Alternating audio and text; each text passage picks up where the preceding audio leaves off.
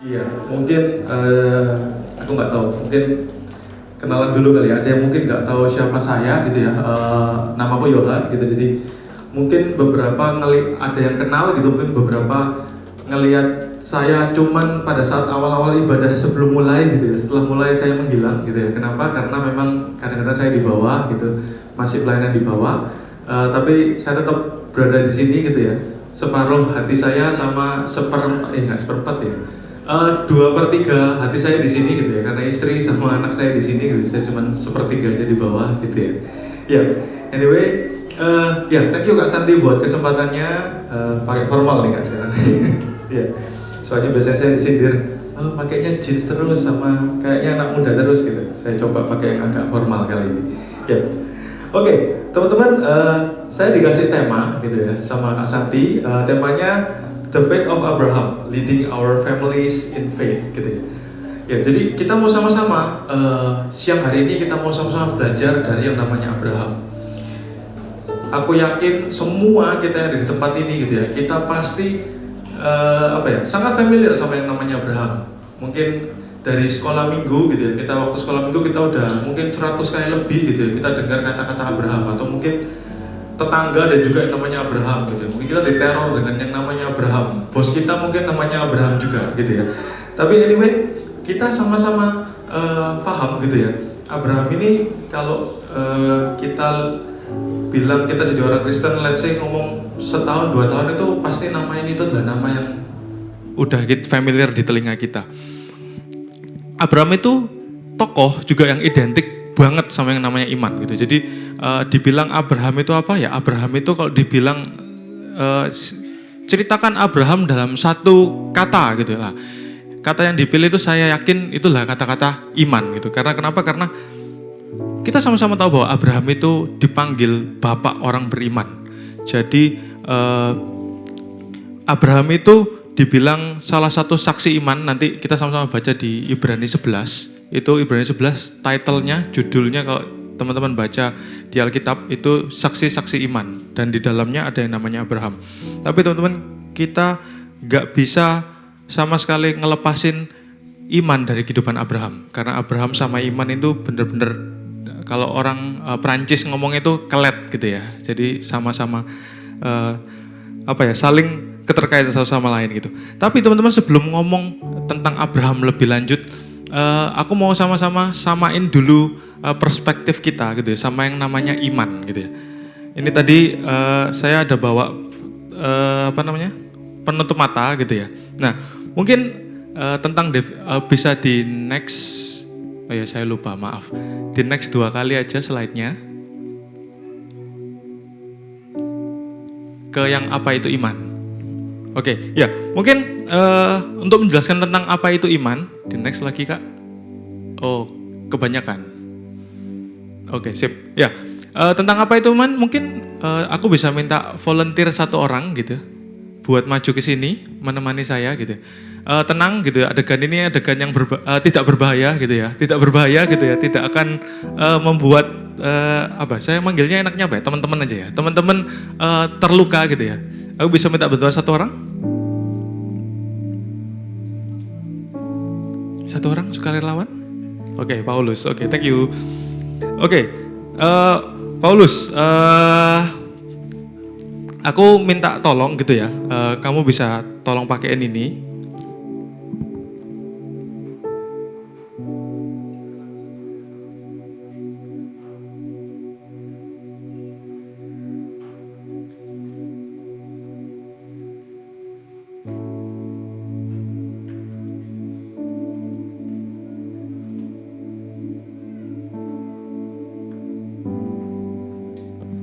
Cek.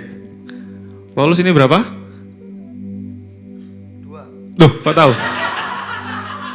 Cek lagi. Ini berapa? 5. Oke. Kebetulan berarti. Kebetulan nggak datang 2 kali ya, itu selalu itu. Oke. Ya.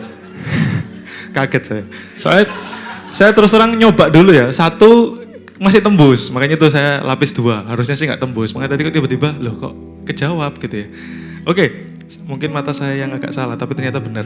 Oke. Teman-teman, tentang iman itu seperti apa? Iman itu aku gambarin di sini kita sama seperti kayak Paulus gini. Paulus dengerin suaraku aja ya. Bisa tes dulu ya. Hadap ke kanan. Oke, sip. Maju satu langkah. Oke, mundur satu langkah. Mundur lagi. Maju lagi Lus, 3 langkah.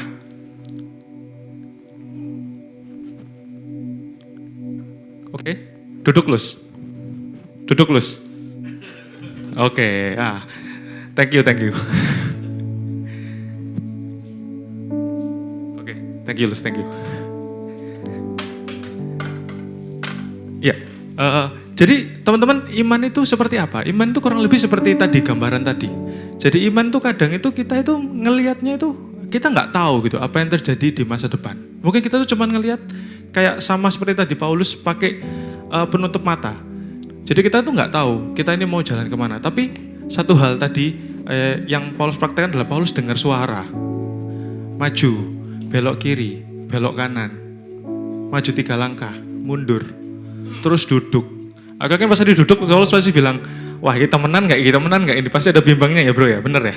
Ya pasti ada bimbangnya nih, dikerjain nggak nih, jatuh nggak nih aku? Tapi ya challenge-nya di situ teman-teman. Kalau kita tahu tadi pas waktu Paulus maju ke depan ya kan ya, dia udah ngelihat sekitar kan ya.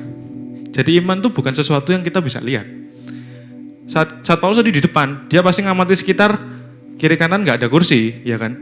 Waktu aku tutup, dia mau hadap kiri, maju, mundur, itu nggak ada masalah buat dia karena dia merekam bahwa aman ini di sini, nggak akan ada yang nabrak dia, nggak akan ada yang melakukan sesuatu buat dia. Tapi, ya kan, pas pada saat tadi aku bilang duduk, nah pasti ada kayak ngerasa bener nggak nih, dikerjain nggak nih duduk nih. Nah, teman-teman iman itu bekerja di sana, bukan pada saat awal Paulus berdiri di sini, dia masang penutup mata, dia maju kiri kanan depan belakang, enggak, bukan di situ iman bekerja. Tapi iman mulai bekerja saat dia mulai duduk, saat dia nggak tahu itu beneran ada kursi atau enggak. Karena kenapa? Karena dia, aku nggak tahu sama Paulus, tapi aku menduga gitu ya, dia percaya karena aku ada saudara sama Paulus, nggak mungkin lah ya saya menyelakakan dia gitu, nggak mungkin gitu. Jadi pasti akan disiapkan sesuatu, nggak kan mungkin aku dikerjai gitu. Nah, sama teman-teman, iman itu seperti itu. Jadi iman itu bukan sesuatu yang mempercayai sesuatu yang kelihatan, enggak. Iman itu bukan mempercayai sesuatu yang kelihatan. Iman itu mempercayai sesuatu yang belum kita lihat. Next slide. Di Ibrani 11 ayat 1 gitu ya, tadi sempat keluar sedikit. Nah, iman adalah dasar dari segala sesuatu yang kita harapkan dan bukti dari segala sesuatu yang enggak kita lihat. Enggak kita lihat teman-teman, tidak kita lihat. Sama tadi, gak kita lihat gitu, kita gak ngerti bener-bener, tapi kita dengar. Mungkin mata kita gak bisa lihat, ke depan itu ngapain sih. Mungkin banyak, gak tahu yang teman-teman yang kerja gitu ya, teman-teman memproyeksikan bahwa, oh keadaan gak baik-baik saja, kelas menengah mulai menurun gitu ya. Kayaknya tahun depan gaji pun juga gak akan naik banyak-banyak, masih ada inflasi, negara punya hutang segala macam. Ini gitu lah, biar itu jadi urusan negara dan urusan lain-lain. Tapi satu hal teman-teman, iman itu butuh telinga kita buat fokus sama satu suara. Ya, cuman fokus aja sama satu suara. Itu iman teman-teman. Jadi iman adalah dasar. Dasar itu artinya apa teman-teman? Dasar itu artinya fondasi. Fondasi artinya apa? Aku cek di KBBI ya. Dasar itu apa? Dasar itu ada fondasi, ada namanya alas gitu ya. Atau dari satu lagi itu kayaknya dia kehilangan kata-kata, tapi dia cuma tulis gini, yang paling bawah. Perhatikan, yang paling bawah teman-teman. Jadi kalau kita mau melakukan apa-apa itu, butuh iman. Karena kenapa? Iman itu yang paling bawah udah. Kita ini mau ngapain sih? Mau jalan ke kiri, mau jalan ke kanan, mau lurus, mau mundur, mau duduk. Teman-teman, iman itu dasar katanya. Berarti iman itu yang paling bawah. Mau kita ngelakuin apa-apa, iman itu yang paling bawah udah. Untuk jelasin apapun yang kita lakuin. Iman adalah dasar dari segala sesuatu yang kita harapkan. Teman-teman, banyak orang gak beriman lagi karena kenapa? Karena kita gak punya namanya pengharapan lagi. lihat keluar gitu kita, wah kayaknya susah segala sesuatunya nggak baik-baik saja. Tapi teman-teman dikatakan bahwa iman itu dasar yang paling bawah dari segala sesuatu yang kita harapkan. Jadi kita harus berharap, punya pengharapan teman-teman. Jangan sampai teman-teman hilang pengharapan. Teman-teman hilang pengharapan, teman-teman akan kesulitan cari iman kalian. Next, dikatakan lagi, dan bukti dari segala sesuatu yang tidak kita lihat. Bukti itu artinya sesuatu yang, aku cari artinya bukti. Bukti itu sesuatu yang kejadian gitu. Jadi contoh ada satu peristiwa, baru kita bilang itu terbukti. Tapi peristiwanya ada kejadian gitu. Jadi kita bilang bukti itu suatu kejadian. Tapi kejadian itu belum kita lihat. Berarti itu kejadiannya di masa depan. Dan ini artinya iman teman-teman. Iman itu mengharapkan. Next slide. Nah, gampangnya iman karena kita bilang bahwa iman itu sesuatu yang nggak kelihatan di masa depan. Berarti hanya satu indera yang kita manfaatkan untuk kita bisa punya iman. Apa itu teman-teman? Telinga kita. Cuman satu indera, telinga. Mendengar suara Tuhan. Mulai awalnya mendengar, lalu mengerti, terus melakukan kehendaknya. Ini sesimpel iman itu teman-teman. Kita punya definisi iman macam-macam, tapi satu hal iman itu nggak ngomong tentang mata kita, pemikiran kita enggak. Itu cuman hanya satu indera yang berperan sama iman, yaitu pendengaran kita, telinga kita. Apakah kita masih dengar suara Tuhan atau kita dengar suara yang lain? Tapi hanya satu, simple teman-teman. Nih telinga kita. Apakah kita latih telinga kita untuk kita dengar apa yang namanya firman Tuhan, dengerin suara Tuhan. Oke, tadi definisi iman ya teman-teman ya. Kita punya satu perspektif yang sama tentang iman gitu ya. Dan lalu teman-teman, balik lagi ke temanya teman-teman. Temanya ngomong tentang Abraham gitu ya. Lalu gimana dengan imannya Abraham sih gitu. Nah aku terus terang menemukan Abraham ini backgroundnya seperti apa gitu. Apakah dia itu,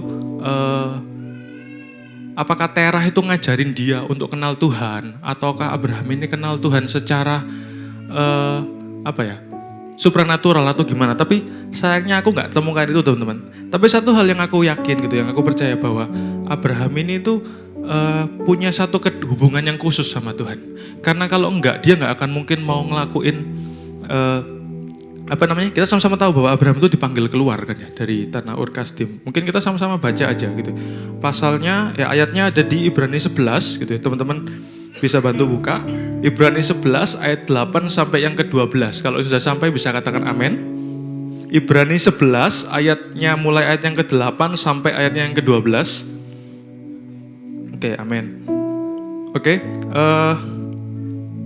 aku mungkin bisa minta bantuan yang kalau yang genap yang cowok, yang ganjil yang cewek ya. Boleh ya?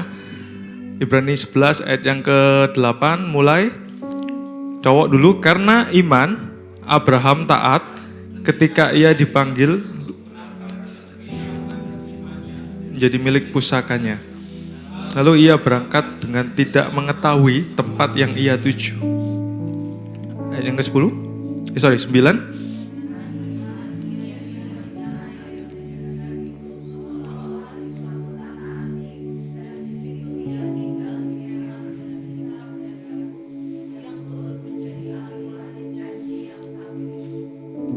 Sebab ia menanti-nantikan kota yang mempunyai dasar, yang direncanakan dan dibangun oleh Allah.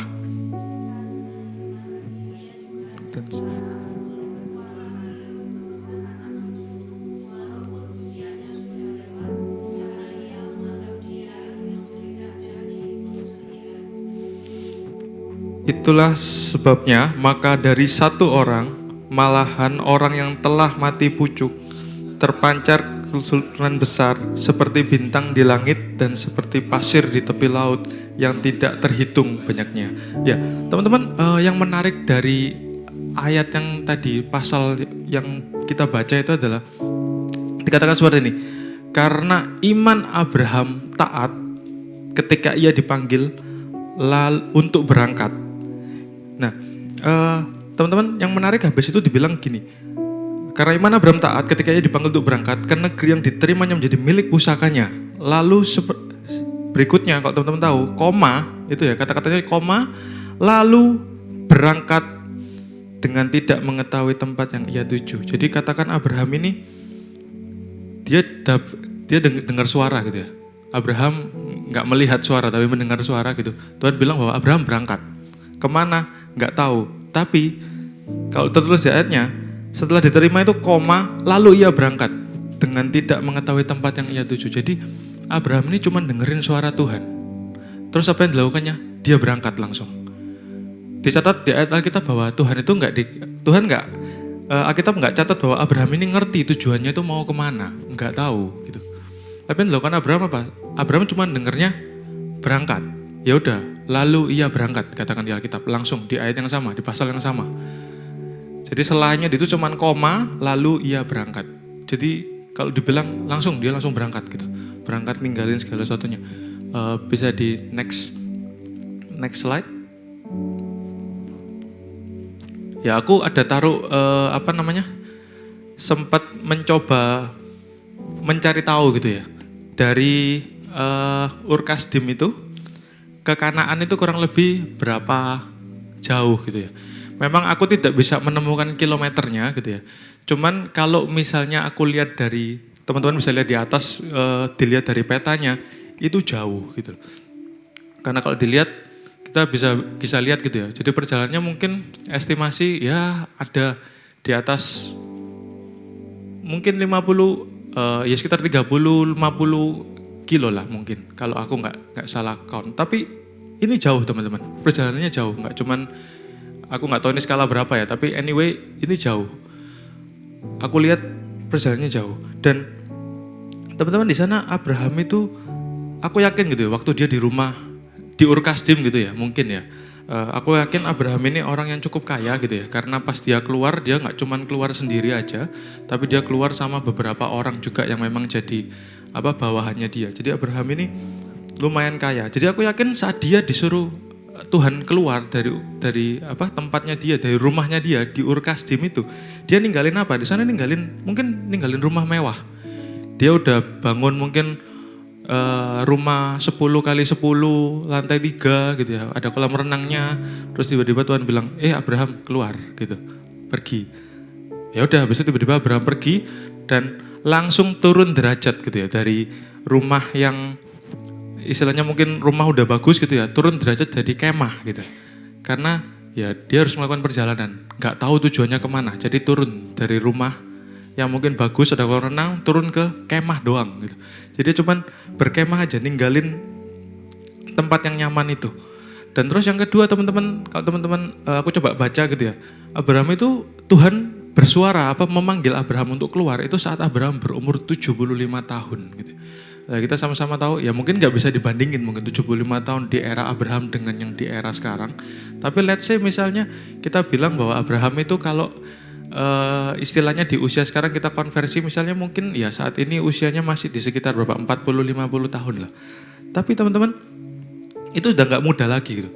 Tapi Tuhan bilang minta dia untuk keluar gitu di perjalanannya nggak tahu kemana dan ya nggak tahu gitu di tengah jalan itu ada apa gitu. Nggak tahu, mungkin ada rampok, mungkin ada apa, nggak tahu. Tapi Abraham just jalan aja. Yang paling lucu karena nggak tahu jalannya mau kemana gitu ya. Lah, aku nggak tahu Abraham ini apakah dia ngerti bahwa dirinya itu mungkin suatu saat akan tersesat gitu, karena dia nggak tahu harus menuju kemana gitu. Tapi Abraham tetap pergi gitu.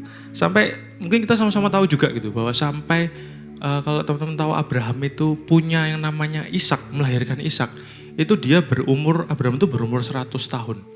Jadi perjalanannya Abraham ini kurang lebih 25 tahun teman-teman. Dan dia belum menetap sampai 25 tahun itu. Dia berkemah kiri kanan kemana-mana itu selama 25 tahun. Sampai dia akhirnya punya Ishak juga. Jadi 25 tahun. Di padang itu 25 tahun. Tuhan cuma bilang pergi, dia jalan 25 tahun. Kurang lebih petanya, kurang lebih perjalanannya, kurang lebih di atas teman-teman bisa tahu. Tapi satu hal teman-teman yang Abraham lakukan ini tercatat di ayat Alkitab. Dan Tuhan bilang sama Abraham bahwa Abraham itu adalah bapak orang yang beriman. Karena kenapa? Karena Abraham cuma dengar suara Tuhan dan dia jalan, dia lakuin. Dan apa yang mungkin sama-sama kita bisa belajar dan kita praktekkan buat kita semua. Yang pertama teman-teman, iman itu taat teman-teman. Bisa next slide. Aku cuman bagi 2 hal aja gitu, simple tentang iman. Yang pertama, iman itu taat. Jadi dikatakan di Ibrani 11 ayat yang ke-8, karena iman Abraham taat ketika ia dipanggil untuk berangkat ke negeri yang akan diterimanya menjadi milik pusakanya. Taat. Taat ini cuman 4 huruf teman-teman, dibalik kiri kanan tetap sama artinya. Simple tapi ngelakuinnya butuh effort. Itu ya. Jadi iman itu simple, gampang. Iman itu taat, ya. Artinya simple, gampang. Tapi gimana cara kita ngelakuin sehari-hari? Mungkin kalau buat aku sendiri, aku ngomong tentang keluarga gitu ya. Aku dikirimin sama Christine gitu ya. Di minggu, ya kayaknya di minggu ini. Aku lupa kapan. Tapi paling nggak aku dikirimin minggu ini. Aku nggak tahu sama teman-teman pernah ngeliat atau enggak gitu ya. Kayak ini sebut nama pastor lain nggak apa-apa ya? Nggak apa-apa ya? Nggak apa-apa ya? Iya. Jadi nggak apa-apa lah ya. Jadi Pastor John Wogi gitu ya. Christine kasih aku satu reels gitu ya. Tiba-tiba dikasih ke aku dan aku sangat terberkati. Yang tentang ini, dia bawa, nanti teman-teman pulang bisa cari gitu ya. Yang dia bawa anak panah. Yang dia lemparin anak panah itu ke satu sasaran gitu. Jadi dia bikin sasaran di kayak papan gitu, terus dia nembakin di papan itu. Tapi menarik teman-teman, dia bilang begini, bahwa kadang itu seorang ayah itu kebanggaannya adalah dia punya uang banyak, badannya keker bagus gitu ya, atau mungkin punya aset miliaran, atau mungkin punya apapun gitu, punya harta yang banyak gitu. Tapi deposito tabungan yang banyak. Tapi menurut Alkitab dibilang bahwa yang berharga yang dikasih ke kita itu bukan tabungan, bukan deposito, bukan aset itu. Tapi apa? Anak panah itu. Anak panah itu bilang tentang apa? Anak panah itu ngomong tentang anak yang dikasih ke kita. Aku nggak tahu buat teman-teman yang mungkin sudah berkeluarga, mungkin yang belum berkeluarga, nanti ya teman-teman simpen aja dulu gitu ya. Nanti suatu saat kalian punya, kalian akan mengerti gitu. Tapi buat saya yang udah punya anak, itu hal yang benar teman-teman. Maksudnya dibandingkan semua apa yang kita punya gitu ya, yang paling penting itu ya anak gitu. Kita melakukan segala sesuatu, kerja banting tulang itu buat anak gitu. Nah, satu hal yang dia bilang adalah jangan sampai kita itu gagal ngajarin iman ke anak kita. Kenapa? Karena sama seperti anak panah itu, saat ditembak, istilahnya anak panah itu diumpamakan seperti anak yang kita punya, ditembakin. Lah kemana anak panah itu akan nyasar? Apakah anak panah itu nyasar di luar sasaran? Ya, di mana harusnya Tuhan minta anak panah itu untuk meluncur ke sasaran, atau dia keluar dari sasaran? Buat aku pribadi, saat aku lihat itu, aku sangat kayak merasa, sangat berdosa, bukan berdosa sih, kayak aku merasa diriku tertemplak gitu ya. Oke, iya, peran seorang, aku mau share ke teman-teman bapak di sini gitu, para orang tua gitu. Yuk mari kita mulai untuk ngajarin anak-anak kita tentang iman gitu. Lewat gimana? Ya lewat kita sendiri yang harus jadi contoh buat mereka. Karena anak-anak kecil mereka lihat contoh. Dan aku bilang ke bapak di sini semua, yuk kita sama-sama jadi contoh iman buat anak kita. Anak kita ngelihat kita kok.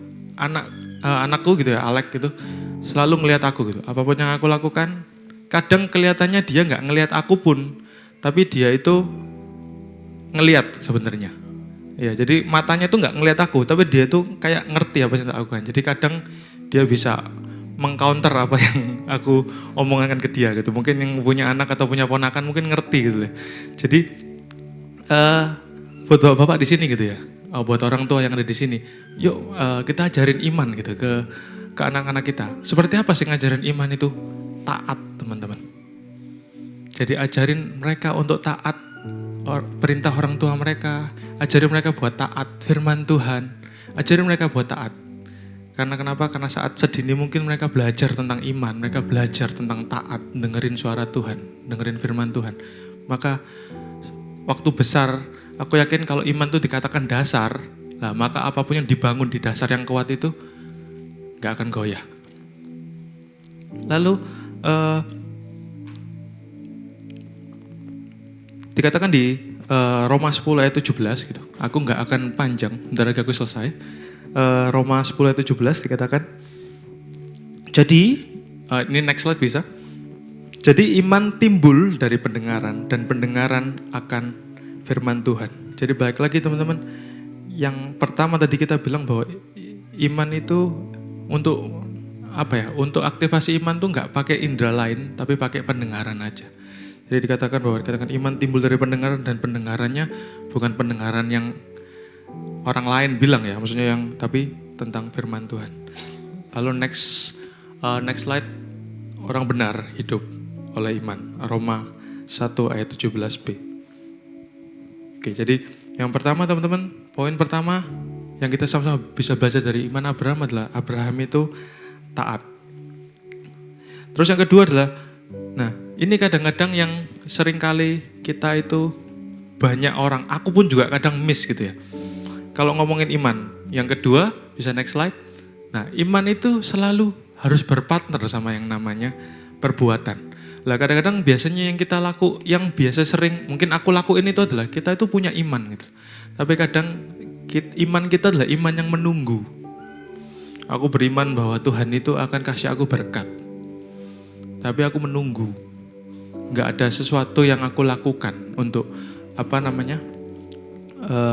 mengarah menuju iman itu.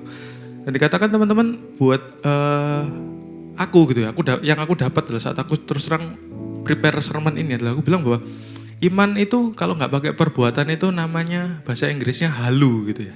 Kita sama-sama dengar itu mungkin kadang-kadang wah kowe halu apa segala macam. Ya karena kadang-kadang kita ngomong doang, kita perkatakan iman sekeras-kerasnya, seindah-indahnya quote gitu ya. Tapi kita nggak pernah doing something atas apa yang kita percaya itu, apa yang kita dasari jadi dasar iman kita itu. Jadi aku bilang bahwa teman-teman kedalaman dari iman itu bisa kita lihat dari perbuatan kita. Jadi kalau ngomongin iman itu nggak ngomong tentang iman tumpuknya naik ke atas, enggak. Kalau aku percaya bahwa iman itu bertumbuhnya bukan ke atas. Iman itu bertumbuhnya ke bawah. Jadi dia bukan ke atas, dia bertumbuhnya ke bawah. Dan kedalaman iman itu dinilai dari perbuatan kita. Ada yang menarik di Yakobus 2 ayat 14 sampai ayat yang ke-26.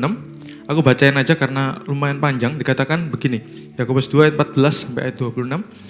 Apakah gunanya saudara-saudaraku jika seseorang mengatakan bahwa ia mempunyai iman padahal ia tidak mempunyai perbuatan?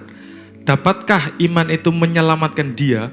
Jika seseorang saudara atau saudari tidak mempunyai pakaian dan kekurangan makanan sehari-hari, dan seorang di antara kamu berkata, selamat jalan, kenakanlah kain panas dan makanlah sampai kenyang, tetapi ia tidak memberikan kepadanya apa yang perlu bagi tubuhnya, apakah gunanya itu?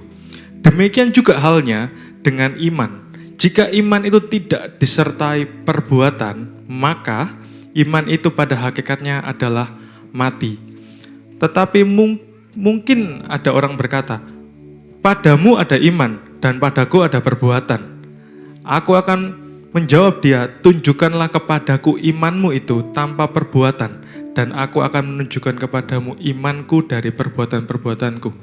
Engkau percaya bahwa hanya ada satu Allah saja, itu baik. Tetapi setan-setan pun juga percaya akan hal itu, dan mereka gemetar. Hai manusia yang bebal, maukah engkau mengakui sekarang bahwa iman tanpa perbuatan adalah iman yang kosong? Mungkin terlalu panjang teman-teman, tapi aku stop di sini aja. Teman-teman, dikatakan selalu bahwa iman itu nggak bisa berjalan sendirian. Iman itu selalu jalan sama yang namanya perbuatan. Jadi dikatakan bahwa bisakah kamu tunjukin imanmu saja, terus satunya nunjukin perbuatannya aja tanpa menunjukin iman? Nggak bisa. Bahwa iman itu harus berjalan sama-sama sama sama perbuatan.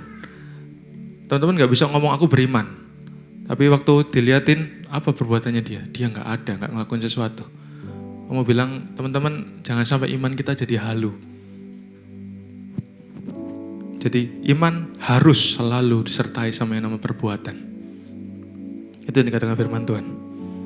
Jadi partner iman itu selalu perbuatan, teman-teman.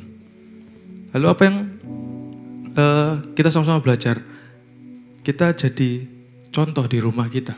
Jadi contoh di rumah kita lewat perbuatan kita juga, lewat dengan orang-orang lain gitu, dengan di sekitar kita, di kantor kita. Yuk tunjukin, kalau misalnya dikatakan kita jadi orang Kristen ini, kita bisa nunjukin iman kita nggak? Bisa, teman-teman. Lewat apa? Dikatakan tadi, kamu nggak bisa tunjukin iman tok tanpa perbuatan. Jadi gampangnya gini, gimana caranya kita nunjukin iman kita? Sekali lagi, simple teman-teman. Dengan tunjukin perbuatan kita. Dengan tunjukin perbuatan kita, kita sekalian juga nunjukin iman kita. Karena iman gak ada tanpa perbuatan, itu mati. Jadi sesimpel, gimana caranya jadi berkat? Mudah, teman-teman. Gak perlu sampai level menginjil segala sesuatu, tapi bisa gak lewat perbuatan kita? Kita tunjukkan perbuatan yang baik. Karena lewat perbuatan kita itu tercermin iman kita. Dan pertanyaan terbesarnya buat setiap kita adalah, apa yang sudah kita lakuin di hari-hari ini? Kita ngelakuin hal yang, perbuatan yang baik kah? Yang bisa ngelihat, buat orang-orang lain ngelihat bahwa, melihat bahwa melihat iman kita adalah iman yang baik, atau sebaliknya, perbuatan kita, perbuatan yang sudah melenceng jauh. Aku nggak tahu, tapi aku mau ajak saat ini teman-teman, yuk mari sama-sama kita belajar dari Abraham. Yang cuma tentang dua hal. Yang pertama, iman itu iman yang taat. Yang kedua, iman itu nggak cuma diperkatakan aja, tapi iman itu harus disertai sama yang namanya perbuatan. Karena iman tanpa perbuatan itu adalah iman yang mati. Next slide. Kayaknya next slide lagi, mohon maaf gitu ya. Saya lebih mendahului firman, slide saya. Ya mungkin ini yang terakhir teman-teman. Aku mau closing sama yang ini. Mungkin teman-teman udah tahu ya tentang ini, 2 macam dasar. Tapi aku mau bacakan ke kita semua gitu ya. Di Matius 7 ayat 24 sampai 27 dikatakan seperti ini. Setiap orang yang mendengar perkataanku ini dan melakukannya, ia sama dengan orang yang bijaksana yang mendirikan rumahnya di atas batu. Yang ke-25, kemudian turunlah hujan dan datanglah banjir. Lalu angin melanda rumah itu, tetapi rumah itu tidak rubuh sebab didirikan di atas batu. Ayat yang ke-26, tetapi setiap orang yang mendengar perkataanku ini dan tidak melakukannya, ia sama dengan orang yang bodoh yang mendirikan rumahnya di atas pasir. Kemudian turunlah hujan dan datanglah banjir. Lalu angin melanda rumah itu, sehingga rubuhlah rumah itu dan hebatlah kerusakannya. Teman-teman ngomong relate tentang iman. Aku nggak tahu somehow tiba-tiba aku waktu aku nyiapin ini, terus Tuhan tuh cuman ngarahin aku terakhir, aku bilang, Tuhan closingnya pakai apa ya? Tuhan kasih perikop ini, ilustrasi ini teman-teman. Teman-teman, iman tuh ngomongin tentang suatu dasar yang nantinya akan dibangun. Aku nggak tahu teman-teman akan bangun apa. Teman-teman mau bangun apartemen boleh. Teman-teman mau bangun ruko boleh di sana. Tapi satu hal teman-teman, pastikan dasarnya benar. Pastikan teman-teman perlu cek dasar kita itu benar, iman kita itu benar. Kita dengar hal yang benar dari Tuhan. Itu yang perlu kita latih teman-teman. Dan aku rasa rumah dan keluarga itu adalah tempat yang terbaik buat kita ngelatih iman kita. Saat dengar dari Tuhan, teman-teman bisa share. Kalau yang punya keluarga, teman-teman bisa share sama istri, bisa share ke anak-anak kalian. Aku dapat seperti ini, piye saling sama-sama kita sama-sama doakan dan yuk sama-sama bangun bareng-bareng. Dan aku rasa saat kita punya fondasi yang benar, teman-teman, mau bangun ke atas seperti apapun, ya seperti firman Tuhan bilang, mau apapun yang datang, gitu ya. Mau katanya apa? Banjir, hujan, angin gitu. Tapi dikatakan bahwa tetapi rumah itu tidak roboh sebab didirikan di atas batu. Aku gak panjangkan firman gitu ya. Aku bisa panggil teman-teman pemain musik WL Singer untuk maju ke depan.